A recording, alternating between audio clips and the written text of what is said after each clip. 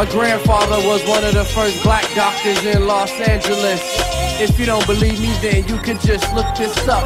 This is all on record, I ain't made nothing up. Lab coat buttoned up.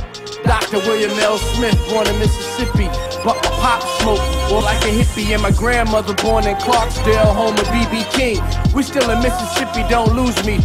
Muddy Waters, granddad born in Pattinsburg, 4 sons and no daughters. 2 went to the military, Sergeant Slaughter, pops hit the Navy. Uncle Charles went to Vietnam, schizophrenic, 50 years old, living with his mom. Came back like, hold up, this ain't the same cat. Shell shock from the gun clap. All I know, my grandmama want a son back. Richard Nixon, Kennedy, Lyndon B. Johnson. Which one of y'all pray to the owl? Foul Illuminati sponsors like lobbyists.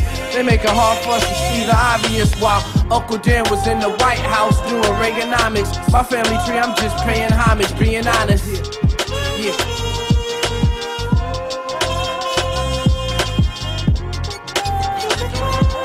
Yeah.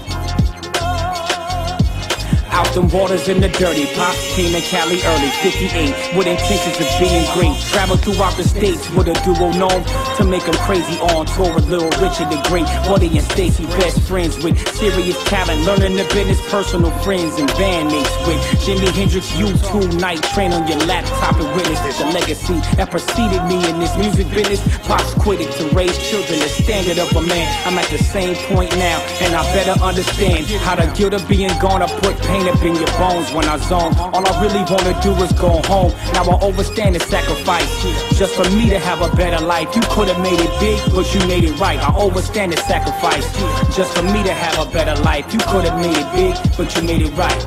My history, black history, yeah. My history, black history, yeah. Hey yo, my great-great-grandfather came from Africa on his own in the 1800s. My great-great-grandmother was Indian and white. They got married, this was after slavery, back when shit wasn't right. My great-grandfather was born in the 1900s, died in 89, rest in peace, Henry Roller. From Mississippi to Fort Worth, Texas. My granny was born, her and my Uncle Chuffy.